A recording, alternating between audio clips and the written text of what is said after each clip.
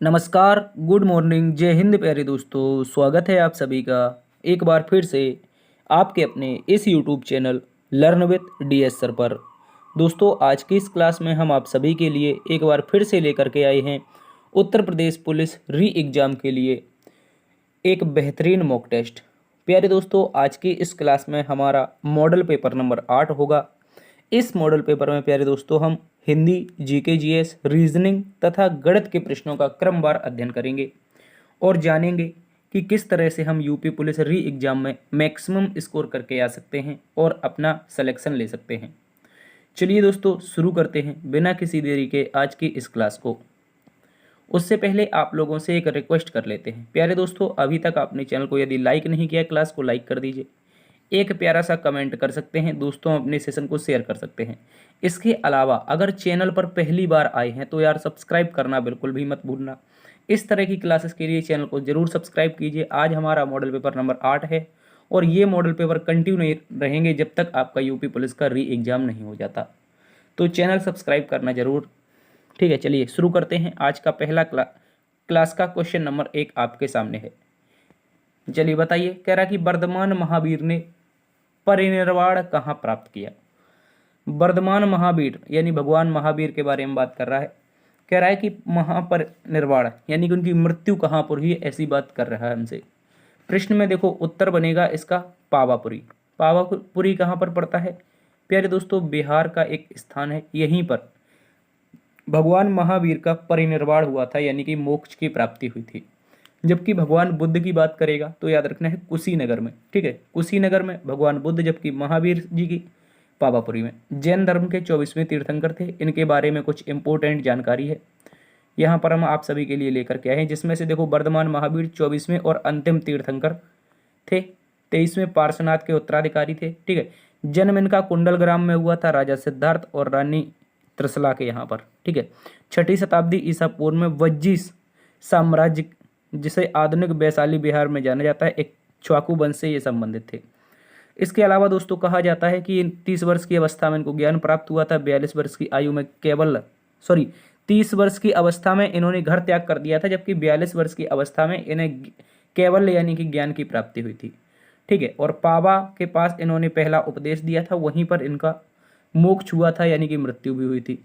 इस बात को भी आप सभी अच्छे से याद रखेंगे। देखो उपलब्धियों की बात करें, उपाधियों की, तो महावीर जिन्हें हम महान नायक कहते हैं, जैन मुनि जितेंद्रिय के नाम से भी जाना जाता है और निग्रंथ के नाम से भी जाना जाता है। ठीक है, इनको भी याद रखेंगे।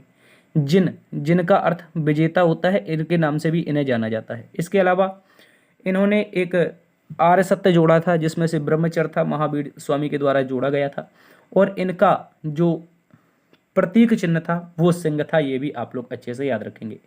तो ये इंपॉर्टेंट है, कुछ चीज़ें आप याद रखेंगे इनके बारे में। आगे बोला है भारत सरकार ने एयर इंडिया के कितने प्रतिशत हिस्सेदारी बेचने की घोषणा की है। प्यारे दोस्तों, ये बेच भी चुका है। 100% हिस्सेदारी भारत सरकार ने एयर इंडिया की बेच दी है। किसे बेची है? तो एयर इंडिया के पुराने मालिक यानी कि टाटा को। ठीक है प्यारे दोस्तों, याद रखेंगे, टाटा को 100% हिस्सेदारी बेच दी है और एयर इंडिया अब बहुत अच्छे से काम कर रहा है। इस बात को भी आप सभी अच्छे से याद रखेंगे। चलिए आगे चलते हैं। अगले प्रश्न में पूछा है ट्रेन टू पाकिस्तान नामक पुस्तक के लेखक कौन है। बहुत ही महत्वपूर्ण पुस्तक है श्री खुशवंत सिंह जी की। ठीक है, खुशवंत सिंह जी की कई एग्जामों में पूछी गई पुस्तक है ट्रेन टू पाकिस्तान। चलिए आगे आ जाते हैं। आगे बोला है ताप विद्युत परियोजना के संदर्भ में निम्न में से कौन सा जोड़ा सही है। क्या पूछा है? निम्नलिखित में से कौन सा जोड़ा सही है, ये पूछा था। तो प्यारे दोस्तों यहाँ पर याद रखेंगे, सही जोड़ा तो आपका एक ये हो जाएगा, कावास जो परियोजना है गुजरात में है। इसके अलावा एक ये वाला सही हो जाएगा, रामागुंडम परियोजना, ये तमिलनाडु में नहीं, ये तो तेलंगाना में है, तो ये गलत हो जाएगा। ठीक है, उत्तर प्रदेश कोरबा गलत है, तलचर आंध्र प्रदेश गलत है। तो सही कौन सा हो जाएगा दोस्तों? याद रखेंगे, कावास गुजरात में स्थित एक ताप विद्युत परियोजना है। तो यहाँ पे ऑप्शन नंबर ए है यार। ठीक है, इसको डी बना लो आप लोग, ऑप्शन नंबर डी इसका सही उत्तर होगा। इसके अलावा कुछ अन्य महत्वपूर्ण आपके परमाणु संयंत्र हैं, ये भी याद रख लेंगे आप लोग। जैसे दोस्तों गोरखपुर में हरियाणा में बन रहा है एक परमाणु संयंत्र, नरोरा उत्तर प्रदेश में है, इंपॉर्टेंट है, राजस्थान में है एक रावत भाटा, भीमपुर में बन रहा है मध्य प्रदेश में, माही बंसवाड़ा मध्य प्रदेश, और चुटका में भी ये बन रहा है छत्तीसगढ़ में। इसके अलावा दोस्तों याद रखेंगे काकरापार गुजरात में स्थित है, तारापुर महाराष्ट्र में स्थित है, ये बने हुए हैं। आप याद रखेंगे केगा दोस्तों कहाँ पर है, कर्नाटक में है, और जैतापुर भी कर्नाटक में बन रहा है, ठीक है।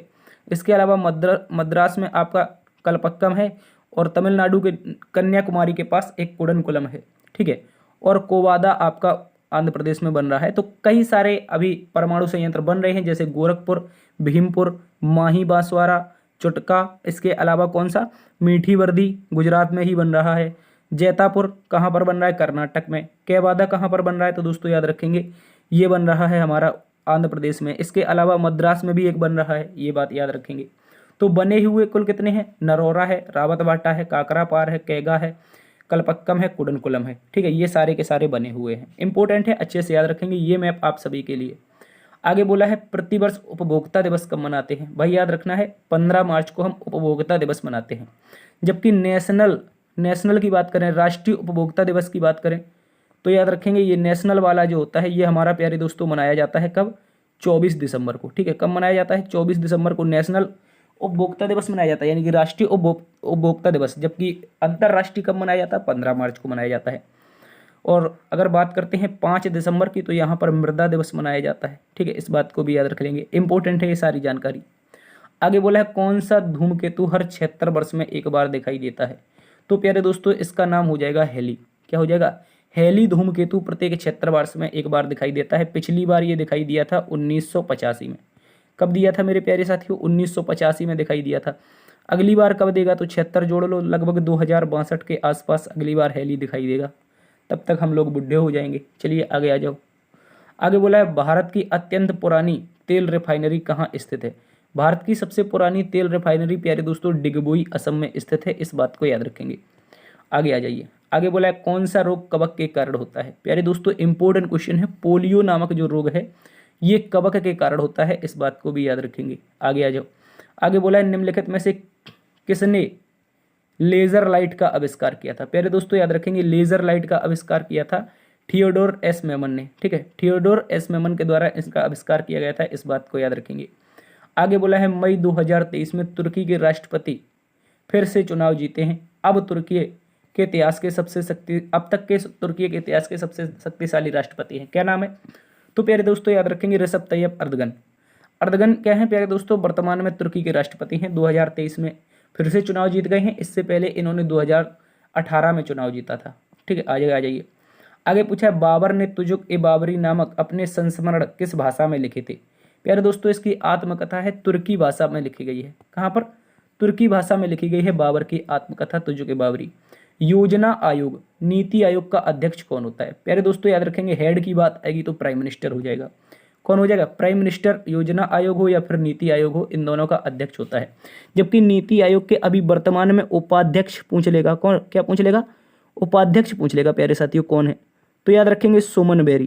कौन है, सुमन बेरी जी, ठीक है। सुमन के बेरी इनका पूरा नाम है, इस बात को याद रखेंगे। अगर आपसे पूछ लेगा यहाँ पर सीईओ, क्या पूछ लेगा, सीईओ मुख्य कार्यकारी अधिकारी, तो प्यारे दोस्तों ये याद रखेंगे SA दबे, ठीक है। SA दुबे, सॉरी ये तो बदल चुके हैं, SS सुब्रमण्यम है, वो CGA हैं, ठीक है। SA दबे CGA हैं, जबकि यहाँ पर कौन हो जाएंगे, यहाँ पर सुब्रमण्यम जी हो जाएंगे। कौन हो जाएंगे, याद रखेंगे सुब्रमण्यम, ठीक है। ये आपके क्या हो जाएंगे, CEO हो जाएंगे, इस बात को याद रखेंगे, सुब्रमण्यम जी। उपाध्यक्ष सुमन के बेरी हैं, सुब्रमण्यम आपके CEO हैं। नीति आयोग के अध्यक्ष प्रधानमंत्री होता है। नीति आयोग की स्थापना 1 जनवरी 2015 को योजना आयोग के स्थान पर हुई थी, ये भी याद रखना है।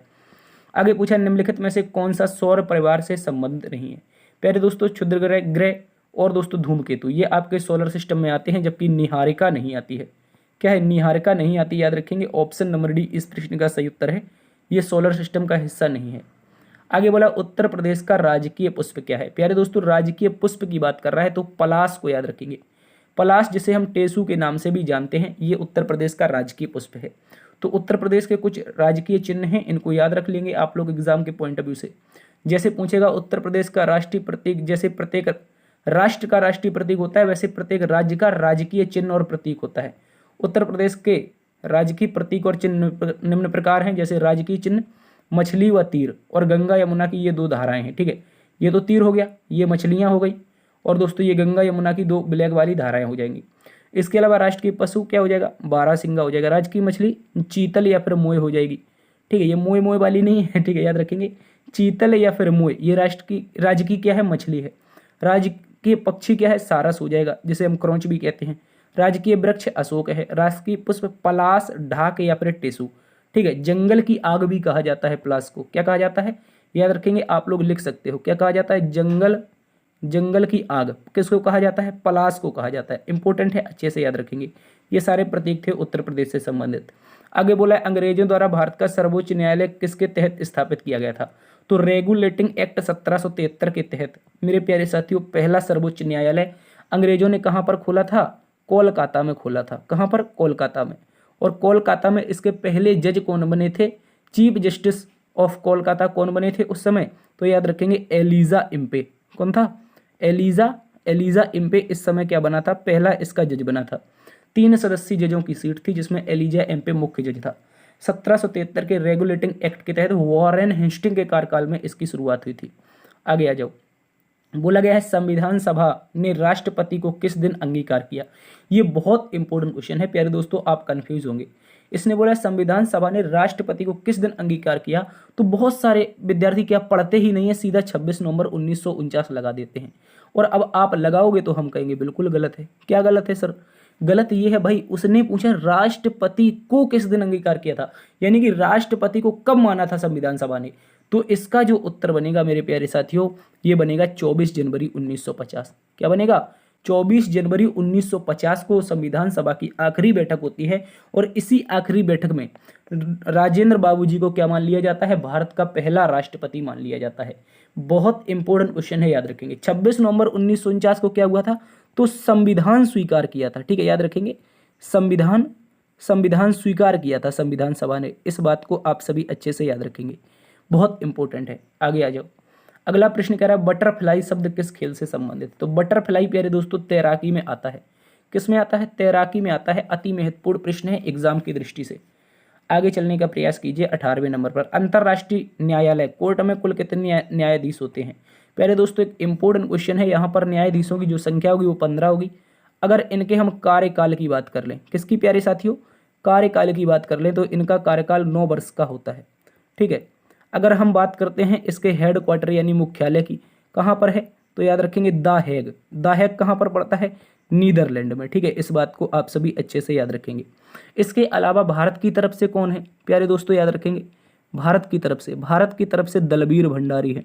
कौन है मेरे प्यारे साथियों, अच्छे से याद रखेंगे, दलबीर भंडारी जी इस समय अंतर्राष्ट्रीय न्यायालय में क्या है, भारत की तरफ से जज बने हैं।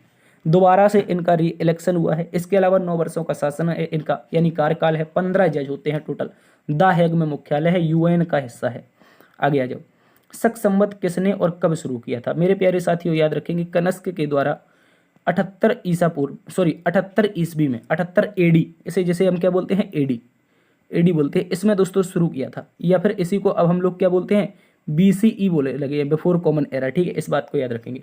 तो 78 बीसीई में प्यारे दोस्तों शक संवत की शुरुआत कनिष्क के द्वारा की गई थी। इसके अलावा 57 में क्या हुआ था दोस्तों, यहाँ पर विक्रम संवत शुरू हुआ था। ठीक है, विक्रम संवत बहुत इंपॉर्टेंट क्वेश्चन है, अच्छे से याद रखेंगे। इसमें यह क्वेश्चन पूछा जाता है शक संवत और विक्रम संवत के बीच में कितने वर्ष का अंतर है, तो याद रखेंगे 135 वर्ष का। कितने का, सीधा सीधा दिखाई दे रहा है मेरे भाई, 78 और 57 जोड़ दो, कितना हो जाएगा, 135 वर्ष का अंतर है। बस इतना ही याद रखना है, क्योंकि ये ईसा पूर्व में था, जो आपका विक्रम संवत था ये बीसी में था, बिफोर कॉमन एरा में। ठीक है, और ये आपका 78 बीसीई में था। ठीक है, आगे आ जाओ। आगे बोला है कौन सा देश 19वें G20 शिखर सम्मेलन की मेजबानी कर रहा है। प्यारे दोस्तों 19वां G20 शिखर सम्मेलन 2024 में ब्राजील में हो रहा है। और दोस्तों अभी हमने पिछली साल कहाँ पर मनाया है, 18वें नंबर का अपने भारत में हुआ है, इस बात को याद रखेंगे। आगे आ जाओ, कह रहा है बिजली के करंट की एसआई यूनिट क्या है। प्यारे दोस्तों बहुत इंपॉर्टेंट क्वेश्चन है, एम्पियर क्या है, जो एम्पियर होती है बिजली के करंट का एसआई यूनिट होता है, इस बात को याद रखेंगे। आगे बोला है वर्ष 2001 की जनगणना के अनुसार जनसंख्या का घनत्व अधिकतम किस राज्य में है। बहुत इंपॉर्टेंट क्वेश्चन है, याद रखेंगे। आप लोग इसका उत्तर बिहार लगा लेंगे अगर अकॉर्डिंग टू ऑप्शन देखें। अकॉर्डिंग टू ऑप्शन मेरे प्यारे साथियों, मैं ऐसा क्यों कह रहा हूं, क्योंकि आगे हम आपको बताएंगे अकॉर्डिंग टू, ठीक है, ऑप्शन, इस बात को याद रखेंगे। ऑप्शन, यहाँ पर आप लोग इसको याद रखेंगे अकॉर्डिंग टू ऑप्शन क्या हो जाएगा बिहार। लेकिन 2001 की बात कर रहा है मेरे भाई, अगर ऑप्शन को देखें तो बिहार है, लेकिन 2001 की बात करेगा तो क्या लगाएंगे हम आपके लिए लिस्ट लेकर के आए हैं। आगे देखिए, देखो एक तरफ 2000 की जनगणना है, किसकी है, एक तरफ 2011 की जनगणना है और एक तरफ 2001 की है मेरे प्यारे साथियों। तो अब आप यहाँ पर देख सकते हैं, क्या देखेंगे, आप देखेंगे कि कौन सा क्या है। तो देखो जनसंख्या घनत्व की बात कर रहा है, जनसंख्या घनत्व 2001 में कहाँ पर सर्वाधिक है, पहले तो दिल्ली में है, उसको छोड़ दो, राज्यों की बात कर रहा था। तो यहाँ पर 7900, 2034, 1400, 13 दमनदीप, ये तो आपके क्या हो रहे हैं, ये सारी की सारी यूटी हो रही हैं, ये भी लक्षद्वीप तक यूटी ही है, ठीक है, इस बात को याद रखेंगे, ये लक्षद्वीप तक सारी यूटी है। 881 बिहार में है, 903 प्यारे दोस्तों कहाँ पर है, पश्चिम बंगाल यानी वेस्ट बंगाल में। तो आप कहोगे कि 2001 की जनगणना के अनुसार सर्वाधिक जनसंख्या घनत्व पश्चिम बंगाल का था, जबकि 2011 की जनगणना के अनुसार ये आपका बढ़कर के बिहार का हो गया था। इस बात को आप सभी अच्छे से याद रखेंगे, 1106। अगर ओवरऑल देखा जाए तो केंद्र शासित प्रदेश और राज्यों में सर्वाधिक दिल्ली का है 11,320, इस बात को भी याद रखेंगे। उत्तर प्रदेश की पुलिस की तैयारी कर रहे हैं तो ये भी याद रख लो, 829 2011 के अनुसार है, जबकि 2001 के अनुसार 690 था, ठीक है, इस बात को भी याद रखेंगे। अभी नए जनगणना के आंकड़े नहीं आए हैं, इनको भी हम जब आएंगे तो उसको भी डिस्कस करेंगे। तो इंपॉर्टेंट है सारी जानकारी। आगे आ जाइए, बोला निम्नलिखित में से किस प्रतिष्ठित अर्थशास्त्री ने आर्थिक विकास का व्यवस्थित सिद्धांत दिया था। तो प्यारे दोस्तों याद रखेंगे टी आर माल्थस एक इम्पोर्टेंट अर्थशास्त्री थे, इनके द्वारा क्या दिया था, आर्थिक विकास का व्यवस्थित सिद्धांत। जबकि एडम स्मिथ की बात करते हैं तो प्यारे दोस्तों इन्हें कहा जाता है फादर ऑफ इकोनॉमी। क्या कहा जाता है, फादर ऑफ इकोनॉमी, ठीक है, इस बात को याद रखेंगे आप सभी, बहुत इंपॉर्टेंट क्वेश्चन है एग्जाम के लिए। फादर ऑफ इकोनॉमी यानी अर्थशास्त्र का पिता एडम स्मिथ। इनकी पुस्तक है, कोई बता सकता है, जल्दी से बता दो, कोई पुस्तक है आप सभी को, कोई बता सकते हैं, कोई कह रहा है राज्यसभा के सदस्यों का निर्वाचन कितनी अवधि के लिए होता है। प्यारे दोस्तों याद रखेंगे 6 वर्ष के लिए राज्यसभा के सभी सदस्य चुने जाते हैं।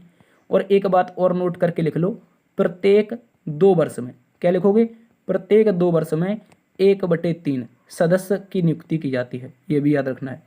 प्रत्येक वर्ष में 1/3 सदस्यों की क्या होती है, नियुक्ति होती है, इस बात को आप सभी अच्छे से याद रखेंगे, या फिर चयन होता है। इसके अलावा आपको याद रखना है यहाँ पर टोटल अभी कितने मेंबर हैं, 245 मेंबर हैं, जिनमें से प्यारे दोस्तों 12 कौन करता है, प्रेसिडेंट मनोनीत करता है, इस बात को आप सभी अच्छे से याद रखेंगे।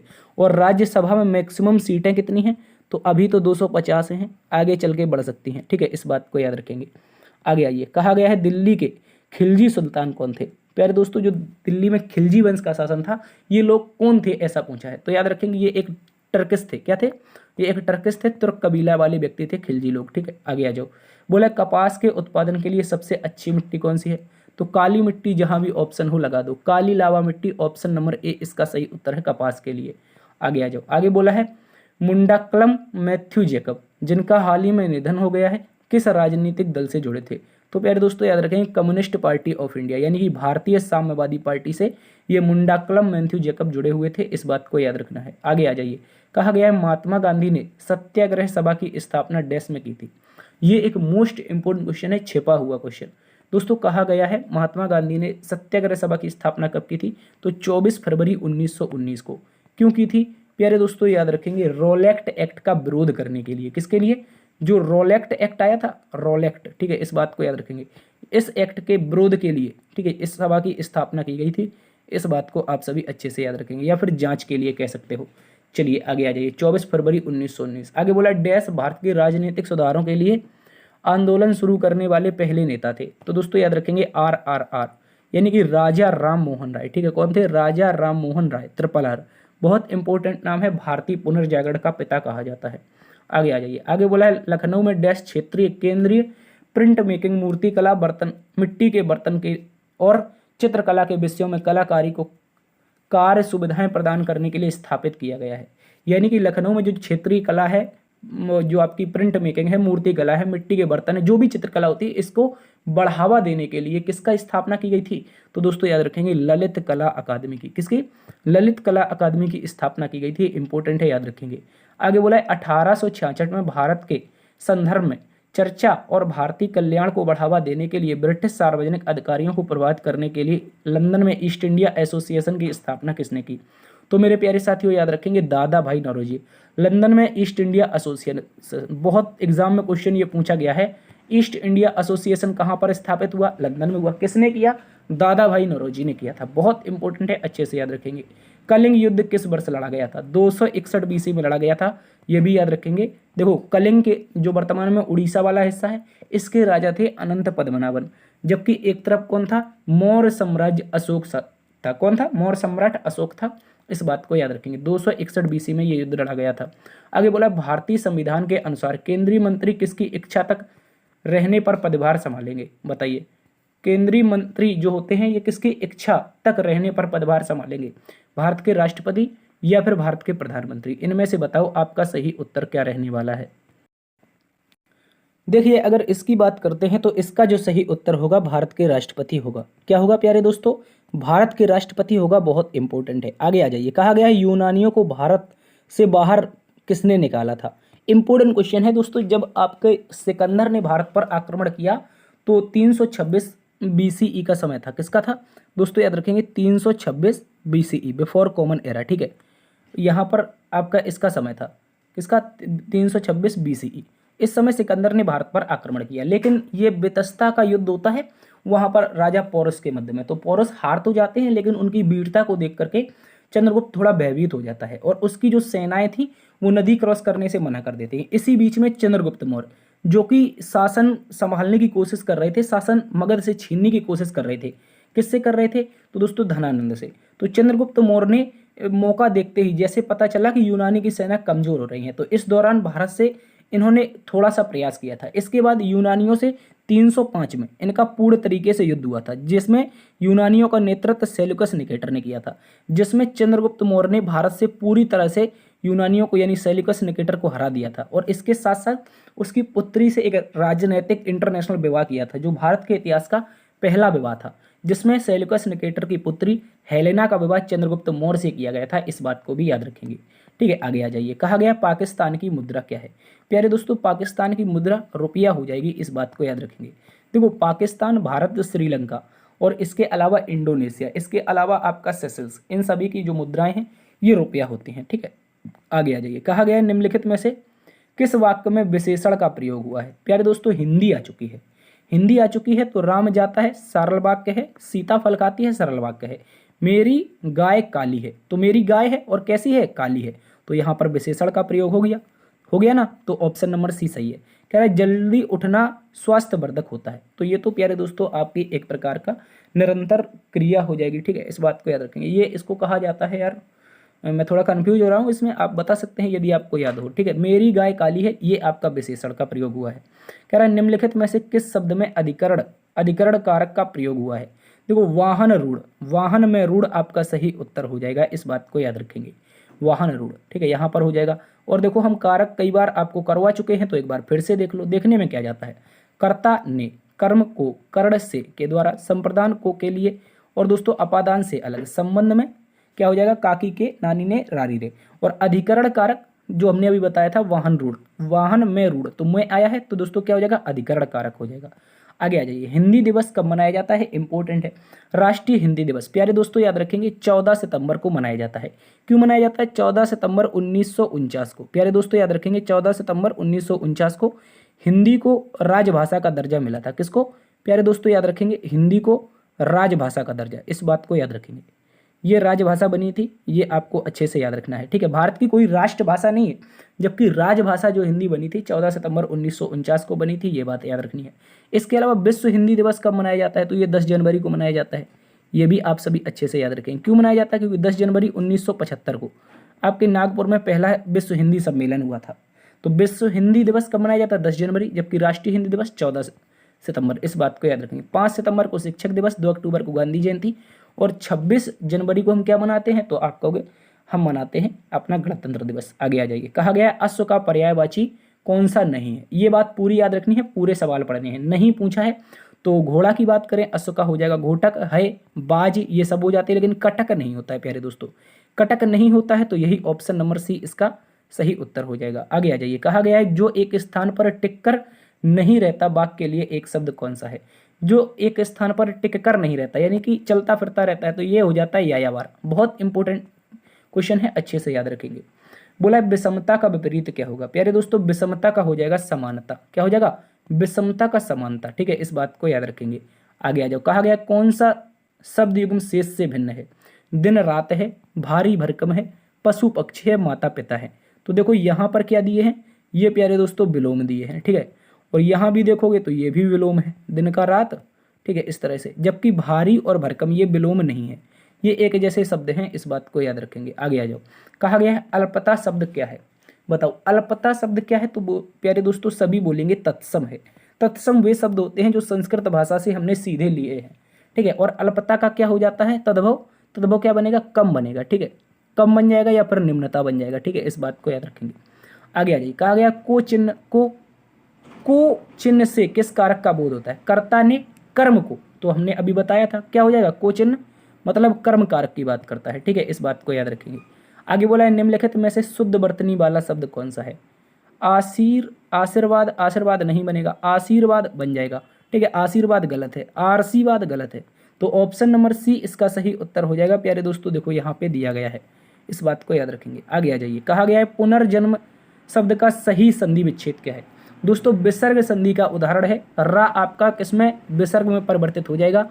ऑप्शन नंबर ए इसका सही उत्तर हो जाएगा, इस बात को याद रखेंगे। बा का बाद बाकी के सारे गलत हैं। पुनर्जन्म में विसर्ग संधि है, रा आपका विसर्ग में कन्वर्ट होगा। ऑप्शन नंबर ए सही है। शोक किस रस का स्थायी भाव है? प्यारे दोस्तों याद रखेंगे, शोक की बात करेंगे करुण रस का। देखो हर एक मॉक टेस्ट में आपके क्या आ रहे हैं? रस से प्रश्न आ रहे हैं, तो रस एक तरफ और एक तरफ स्थायी भाव, ये इंपॉर्टेंट है। सभी लोग याद रख लेंगे। जैसे मैंने कहा रस का मतलब क्या है? जो काव्य की शोभा बढ़ाते हैं वो अलंकार होते हैं, जबकि काव्य को पढ़ने या सुनने से जो आनंद की अनुभूति होती है उसे रस कहते हैं। रस के अंग कितने हैं? 4 हैं। स्थायी भाव, विभाव, अनुभाव और संचारी भाव, ये तो 4 अंग हैं। जबकि रस एक तरफ रस है, इस एक तरफ स्थायी भाव है। जैसे श्रृंगार रस का रति होता है, हास्य का हास होता है, करुण का शोक होता है, वीर का उत्साह होता है, अद्भुत का आश्चर्य और विस्मय होता है, भयानक का भय होता है, रौद्र का क्रोध होता है, वीभत्स का जुगुप्सा होता है, शांत रस का निर्वेद या निर्वृति होता है। ठीक है, इस बात को याद रखेंगे। इसके अलावा वात्सल्य रस का रति होता है। ठीक है, रति श्रृंगार रस और वात्सल्य रस ये लगभग एक जैसे आ जाते हैं। वात्सल्य रस में माँ और बच्चे का प्रेम होता है, जबकि श्रृंगार रस में प्रेमी प्रेमिका का प्रेम होता है। इसके अलावा भक्ति रस में क्या हो जाएगा? अनुराग हो जाएगा। भक्ति रस का क्या है प्यारे दोस्तों? अनुराग इसका स्थायी भाव है। सारे के सारे इंपॉर्टेंट है, स्क्रीनशॉट ले लीजिए। आगे आ जाइए। कहा गया दोहा में कितनी मात्राएं हैं? मेरे प्यारे साथियों दोहा में याद रखेंगे 4 चरण होते हैं, सभी में 24 मात्राएं होती हैं। इनमें चरण जो दोहा के होते हैं वो 2 प्रकार के होते हैं। एक होता है सममात्रिक छंद और एक होता है विषम मात्रिक छंद। इस बात को याद रखेंगे, दोहा की बात कर रहे हैं। और दोहा में देखो सममात्रिक में क्या होगा? दोहा में क्या होता है? 2, 13 और 13 इस तरह से। और विषम में क्या हो जाएगा? 11 और 11 इस तरह से होता है। ठीक है, इस बात को याद रखेंगे। 13-11 होता है। ठीक है, इस बात को याद रखेंगे। शादी में 11-13। हाँ देखो ये तो दोहा हो गया, ये दोहा हो गया, जबकि इसका उल्टा कर देते हैं तो क्या हो जाता है? सोरठा हो जाता है। इस बात को आप सभी अच्छे से याद रखेंगे। आगे कहा गया नवल सुंदर श्याम शरीर की सजल नीरद सी कमल कल कांति थी। कह रहा है कि नवल सुंदर श्याम शरीर की सजल नीरद सी कल कांति थी। इसमें कौन सा अलंकार है? प्यारे दोस्तों याद रखेंगे सासी से समसरस आदि शब्द आ जाएं तो क्या होता है? उपमा अलंकार होता है। देखो एक बार फिर से सुन लो, सा, उसके अलावा सी, और उसके अलावा क्या हो जाएगा? सम, और इसके अलावा क्या हो जाए? सरस। ऐसे शब्द आते हैं तो प्यारे दोस्तों यहाँ पर क्या होता है? यहाँ पर मेरे प्यारे साथियों होता है उपमा अलंकार। बहुत इंपॉर्टेंट है, अच्छे से याद रखेंगे, शॉर्ट ट्रिक है इसका। आगे आ जाइए। दाता शब्द का स्त्रीलिंग क्या है? तो देखो पुल्लिंग में जो ता होता है ये स्त्रीलिंग बनते समय क्या बन जाता है? त्रा बन जाता है। ठीक है, इस बात को याद रखेंगे। बाद बाकी सब सेम होता है। जैसे दा है तो दा रहेगा, पहली बात तो दा रहेगा तो धातु आएगा नहीं, और ता का त्रा हो जाएगा तो दात्री हो जाएगा। ऑप्शन नंबर सी इसका सही उत्तर है, इस बात को याद रखेंगे। आगे आओ। कहा गया निम्नलिखित विकल्पों में से पुल्लिंग शब्द का चयन करें। तेजस्वी पुल्लिंग है भैया, तेजस्विनी ये आपकी स्त्रीलिंग है, हंसनी स्त्रीलिंग है, परोपकारिणी स्त्रीलिंग है। तो ऑप्शन नंबर ए इसका सही उत्तर है। आगे बोला है वह बहुत ढंग से करते हैं वह काम बहुत ढंग से करते हैं, वाक्य में कौन सा काल है? तो दोस्तों याद रखेंगे वह काम बहुत ढंग से करते हैं सामान्य वर्तमान काल का उदाहरण है। एक इंपॉर्टेंट क्वेश्चन है, अच्छे से याद रखेंगे। बोला है सुधी शब्द के अंत में क्या जोड़ने पर शब्द बहुवचन बन जाएगा? तो सुधी, सुधी में अगर हम जन जोड़ दें, सुधजन, ठीक है, इस तरह से याद रखेंगे। सुधिजन जो होगा ये क्या होगा? बहुवचन बन जाएगा, ठीक है, इस बात को याद रखेंगे। एक दिन मैंने बताया था गढ़ जोड़कर भी हम बना लेते हैं, लेकिन यहाँ पर सुधी में जोड़ना है तो जन जुड़ेगा, ठीक है, सुधी गढ़ नहीं होगा, सुधी जन होगा, अच्छे से याद रखेंगे। मैं अपना सिर खुजाता हूँ इस वाक्य में है, क्या है भैया? इस वाक्य में सकर्मक क्रिया है। देखो सकर्मक क्रिया क्या होती है? वो क्रिया जिसमें काम का भेद कर क्रिया पर ना पड़े। क्या होता है? सकर्मक क्रिया जिसमें कार्य का भेद क्रिया पर ना पड़े, सकर्मक क्रिया होती है। जैसे मैंने कहा मैं अपना सिर खुजाता हूं, तो अपना सिर है, खुजाता हूं कोई दिक्कत नहीं। अगर मैं यहां पर कर दूं अपनी अपनी टांग, ठीक है, अपनी टांग मैं कर दूं यहां पे, ठीक है, अपनी टांग खुजाता हूं, फिर भी क्रिया परिवर्तित नहीं होगी, तो ऐसी क्रिया सकर्मक क्रिया होती है। जबकि यहां पर अगर हम शब्द बदलें और क्रिया पर अगर बोझ पड़ जाए, वो क्रिया अकर्मक क्रिया कहलाती है। इस बात को याद रखेंगे। तो इस प्रश्न का उत्तर क्या है? मैं अपना सिर खुजाता हूं, मैं अपनी टांग खुजाता हूं, मैं अपनी कान खुजाता हूं, जो भी करना हो क्रिया पर बोझ पड़ेगा ही नहीं, ठीक है, इस तरह से यहाँ पे सकर्मक क्रिया हो जाएगी। आगे आओ, कहा गया है गौरव गाथा, इन दोनों शब्दों के बीच में लगा चिन्ह क्या है? मेरे प्यारे साथियों, ये जो चिन्ह लगा है, इस चिन्ह के बारे में पूछा है, तो ये हो जाएगा योजक चिन्ह, ठीक है, इस बात को याद रखेंगे। अब बहुत सारे स्टूडेंट क्या करते हैं, जो ये गौरव गाथा के आसपास चिन्ह लगे हैं इनका उत्तर बता देते हैं। उसने सीधा पूछा है दोनों शब्दों के बीच में जो चिन्ह लगा है उसका अर्थ क्या है, तो योजक चिन्ह हो जाएगा। जबकि ये चिन्ह होता है अवतरण चिन्ह या फिर उद्धरण चिन्ह, ठीक है, इस बात को याद रखेंगे। आगे आ जाइए, कहा गया है कहु रावण रावण जग केते, पद में रावण शब्द का प्रयोग क्रमशः हुआ है, किस रूप में हुआ है? जातिवाचक संज्ञा, व्यक्तिवाचक संज्ञा, व्यक्तिवाचक संज्ञा, व्यक्तिवाचक संज्ञा, व्यक्तिवाचक संज्ञा, जातिवाचक संज्ञा और जातिवाचक संज्ञा तथा जातिवाचक संज्ञा। देखो पहली बार का जो रावण है ये प्यारे दोस्तों व्यक्तिवाचक, यानी जो रावण था उसी को दर्शा रहा है।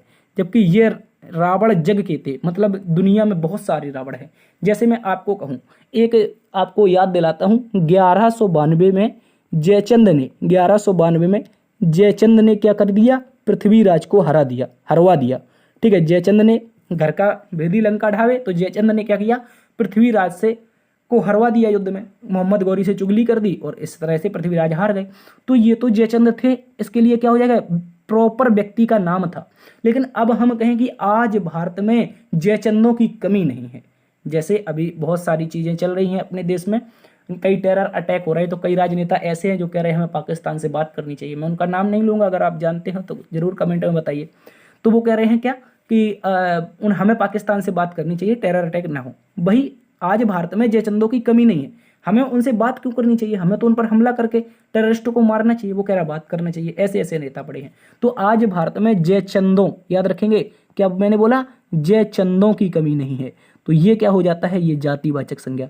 जब व्यक्तिवाचक संज्ञा बहुवचन बन जाती है वहां पे जातिवाचक संज्ञा होती है। तो पहला जो रावण आया है वो व्यक्तिवाचक के लिए है, जबकि दूसरा रावण जग के थे, मतलब जग में बहुत सारे रावण हैं, तो ये आपका क्या हो गया? जातिवाचक संज्ञा। तो इस तरह से ऑप्शन बनेगा व्यक्तिवाचक एवं जातिवाचक। ऑप्शन नंबर सी इस प्रश्न का सही उत्तर है। उम्मीद है आप समझे होंगे। आगे आ जाइए, 56 के बाद 57। कोप शब्द का पर्यायवाची क्या होगा? कोप का जो होता है प्यारे दोस्तों अमरस होता है, इस बात को याद रखेंगे, ठीक है। कोप का अमरस हो जाएगा। आगे कहा गया है पॉकेट मार शब्द में कौन सा समास है? दोस्तों याद रखेंगे तत्पुरुष समास, पॉकेट को मारने वाला, ठीक है। तो यहाँ पर को किसके लिए आएगा? कर्ता ने कर्म को, कर्म तरह से बनेगा, ठीक है। आगे आ जाओ, कह रहा है दोस्तों आंख दिखाना मुहावरा किस अर्थ में प्रयुक्त होता है? आंख दिखाना, लज्जित करना नहीं बनेगा, स्वागत करना नहीं बनेगा, सावधान करना नहीं बनेगा। क्रोध से देखना, क्रोध से देखना क्या बन जाएगा? आंख दिखाना, आंख दिखाता है, ठीक है, इस तरह से। अब कह रहा है एक अनार 100 बीमार, यह एक है, बताओ क्या है? एक अनार 100 बीमार, यह एक मुहावरा है। इसका मुख्य रूप से अर्थ ये होता है, देखो मैं आपको बता देता हूँ, जीवन में नहीं भूलोगे। जैसे अगर बात करता हूँ मैं यहाँ पर आपसे, एक क्लास है, एक क्लास में कोई एक सुंदर लड़की है, ठीक है, एक सुंदर लड़की है, क्या है? सुंदर गर्ल है। तो एक तो आप हैं, क्या है? एक भैया आप हैं और एक आपका मित्र है, ये दोनों हैं और ये दोनों लट्टू हो जा रहे हैं इस लड़की के पीछे, ठीक है। लड़की भी बना देता हूँ यार, ठीक है। तो यहाँ पे देख लो, ये लड़की है लंबी चोटी वाली, तो इस लड़की के पीछे ये दोनों के दोनों क्या हो रहे हैं? लट्टू हो रहे हैं। तो एक अनार मतलब लड़की तो एक है, लट्टू हो रहे हैं कितने, 2। तो एक अनार 100 बीमार, ये एक प्रकार का मुहावरा होता है, इस बात को याद रखेंगे। एक लड़की के पीछे पूरी क्लास पड़ी हुई है, एक अनार 100 बीमार। उम्मीद है आप समझ गए होंगे। ठीक है, चलिए आगे प्रश्न में आ जाइए। कहा गया है अनुकरणी में लगा प्रत्यय क्या है। तो अनुकरणी में जो प्रत्यय लगा है, प्रत्यय मैंने बताया है बाद में लगते हैं, और ये कौन सा है, यह प्रत्यय है, अनुकरणीय यह प्रत्यय है। इस बात को आप सभी अच्छे से याद रखें, बाद में लगा होता है। उपसर्ग कहाँ पर, आगे होते हैं। आगे पूछा है दोस्तों, निम्नलिखित शब्दों में से संबंध बहुब्रीहि सामासिक शब्द है। बहुब्रीहि समास किस में आता है, तो प्यारे दोस्तों याद रखेंगे दशानन। दशानन 10 हैं जिसके आनन, अर्थात वह रावण। ठीक है, इस तरह से तीसरा जब शब्द प्रधान होता है, ना तो पहला ना तो दूसरा, कोई अन्य तीसरा शब्द प्रधान हो जाए तो वहां पर दोस्तों याद रखेंगे बहुब्रीहि समास होता है। आगे आ जाइए। कहा गया है दिए गए विकल्पों में से शुद्ध वाक्य छांटिए। मेरे जूतों तुमसे अच्छे हैं, मेरे जूतों तुमसे अच्छे हैं, मेरे जूते होना चाहिए था। वह शायद आज से आएगा, वह शायद से आ जाएगा, तो वह शायद आज से होना चाहिए था, ये तो गलत हो गया। कह रहा है गांधी जी ईश्वर के पक्के भक्त थे। भाई ये एकदम सटीक है, गांधी जी ईश्वर के कैसे थे, पक्के भक्त थे, यानी परम भक्त थे। आगे कह रहा है चाकू से बच्चों को काटकर फल दो। भैया बच्चों को काटकर थोड़ी ना देना है, चाकू से बच्चों को काटकर नहीं, फल को काटकर बच्चों को दो, ऐसा होना चाहिए, तो ये तो गलत हो गया। तो आप कहोगे इस प्रश्न का उत्तर है option number C, Gandhi ji ईश्वर के पक्के भक्त थे। आगे आ जाओ। कहा गया है, चलिए रीजनिंग आ चुकी है भैया, पानी वानी पी लीजिए, गर्मी बहुत है, जल्दी से आ जाइए, फिर इसमें शुरू करते हैं। प्रश्न में दोस्तों कहा गया है दिए गए विकल्पों में से उस पद का चयन करें जो तीसरे पद से उसी प्रकार संबंधित है जिस प्रकार दूसरा पद पहले से संबंधित है। तो गौर से देखिए, पादप का संबंध अगर वनस्पति से है तो मानव का संबंध किससे हो जाएगा। देखो जो पादप होते हैं यानी पौधे होते हैं, उनका अध्ययन जो होता है वनस्पति विज्ञान के अंतर्गत होता है। उसी प्रकार मानव का जो अध्ययन होता है वो नर विज्ञान यानी कि ह्यूमन साइंस के अंतर्गत होगा, इस बात को याद रखेंगे। आगे आ जाइए। कहा गया है नीचे दिए गए विकल्पों में से विषम को छांटिए। तो हम वर्ग की बात करते हैं, वर्ग 4 भुजाओं से बनता है यानी रेखाओं से बनता है। इस तरह से वृत्त की बात करते हैं, वृत्त क्या है, एक प्रकार का सर्कल होता है। ठीक है, आयत की बात करते हैं, 4 भुजाओं से बनता है, रेखाओं से बनता है। त्रिभुज की बात करते हैं तो 3 रेखाओं से बनता है। तो दोस्तों हम कह सकते हैं यहाँ पर रेखाओं का प्रयोग हुआ है 3 आकृतियों में, जबकि सर्कल में कोई भी यहाँ पर रेखा का प्रयोग नहीं हुआ है। तो इस कारण से ये क्या है, ये प्रश्न का उत्तर आपका विषम है, ऑप्शन नंबर बी। इस बात को आप सभी अच्छे से याद रखेंगे। 3 ऑप्शन जिसमें रेखाओं का प्रयोग हुआ है और बी नंबर में रेखा का प्रयोग नहीं हुआ है। आगे आ जाओ। आगे बोला इस श्रृंखला में प्रश्न चिन्ह के स्थान पर क्या आएगा। तो भैया देखो इस श्रृंखला को सीधा देख लेते हैं, 21 62 23 60 25 58। तो दोस्तों यहाँ पर अल्टरनेट देखेंगे, कुछ संख्याएं घट बढ़ रही हैं। तो देखिए 2 जुड़ा है पहली बार में, दूसरी बार में भी 2 जुड़ा है, और तीसरी बार में भी अल्टरनेट देखेंगे तो 2 ही जुड़ेगा। 25 में 2 जुड़ेगा मेरे प्यारे साथियों, 27 आएगा। आगे चेक ही नहीं करना है, 27 आ जाएगा इस प्रश्न का एकदम सटीक जवाब। आगे देखोगे 2 घटा फिर 2 घटा, अगर श्रृंखला कंटिन्यू करती तो भी 2 घट जाता है। चलिए आगे कहा गया है दी गई श्रृंखला में प्रश्न चिन्ह के स्थान पर क्या आएगा। एक इंपॉर्टेंट क्वेश्चन है, 0 5 5 10 10 15 क्वेश्चन मार्क। चलिए बताइए क्या होगा। तो गौर से देखो, पहले तो हमने देखा 0 से 5 तक, फिर 5 से 10, फिर 10 से 15, तो अगली बार क्या हो जाएगा, 15 से 20 हो जाएगा। ठीक है, इस बात को याद रखें, कुछ नहीं करना है। पहले 0 से 5 की बात हो रही थी, ठीक है, फिर 5 से किसकी बात हुई, 10 की बात हुई। अब फिर क्या हुआ, 10 से 15 की बात हुई। अगली बार में क्या होगा, 15 से 20 की बात हो जाएगी। तो 2 क्वेश्चन मार्क जो हैं उनके स्थान पर 15 और 20 आएगा। 15 और 20 ऑप्शन नंबर दिया है बी में, ऑप्शन नंबर बी हमारा एक बार फिर से सही उत्तर है। आगे आ जाइए। कहा गया है दिए गए विकल्पों में से उस पद का चयन करें जो तीसरे पद से उसी प्रकार संबंधित है जिस प्रकार दूसरा पद पहले से संबंधित है। नारंगी कह रहा है छिलका से संबंधित है, तो काष्ठ फल किससे संबंधित हो जाएगा। काष्ठ फल का मतलब यहाँ पर अखरोट से है प्यारे दोस्तों, किससे है, अखरोट से। इस बात को याद रखेंगे। तो अखरोट में क्या होता है, एक बहुत ही तगड़ा कवच लगा रहता है। जिस प्रकार नारंगी यानी संतरा में क्या होता है, छिलका होता है, उसी प्रकार अखरोट में कवच होता है। तो ऑप्शन नंबर बी इस प्रश्न का एकदम सटीक उत्तर होगा, क्वेश्चन मार्क के स्थान पर कवच आएगा। आगे आ जाइए। देखो समय बिल्कुल कम है, चलिए जल्दी से देख लेते हैं। आगे बोला किसी कोड भाषा में यूनिटी को ये लिखा जाता है, यूनिटी को ये लिखा जा रहा है, तो यहाँ पर क्या लिखा है, ट्रैंक्विल का कोड क्या होगा। तो देखो हम आपको समझा देते हैं, UN उसके बाद में I, फिर प्यारे दोस्तों T है, फिर Y है।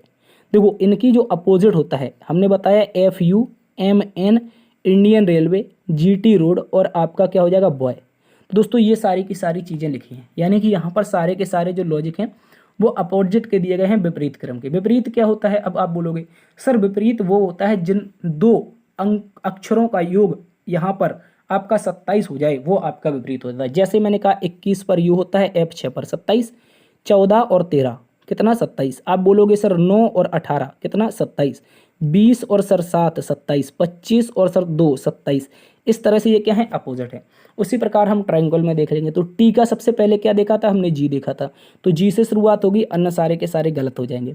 उसके बाद लास्ट वाला एल का क्या होता है, एल 12 पर होता है तो 15 जोड़ना चाहिए, 15 पर क्या होना आता है ओ, तो लास्ट में ओ आएगा, शुरुआत जी से होगी, लास्ट में ओ, शुरुआत जी से। ऑप्शन नंबर ए इस प्रश्न का सटीक उत्तर है। उम्मीद है समझे होंगे। जल्दी बताओ समझ में आया। देखो लास्ट को चेक करो, पहले को चेक करो, क्वेश्चन में आ जाएगा। इस तरह से एग्जाम में फोड़ना है आपको। देखो समय बर्बाद बिल्कुल भी नहीं करना है। आ जाओ आगे। कहा गया है सभी बच्चे आइसक्रीम पसंद करते हैं।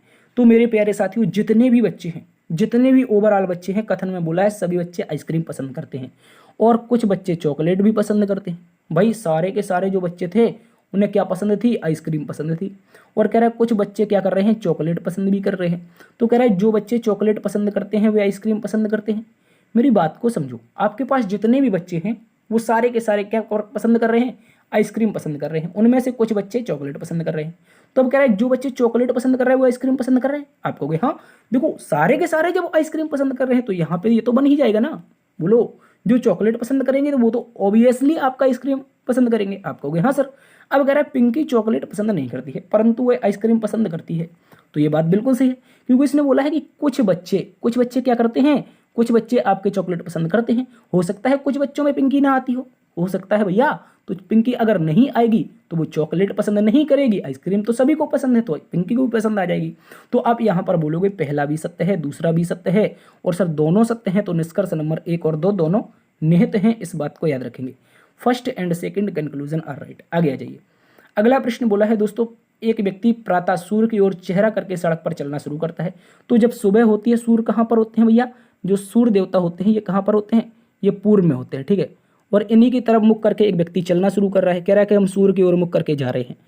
कह रहा है कि चलना शुरू करता है, 2 मील चलने के बाद वह अपने बाईं ओर मुड़ जाता है।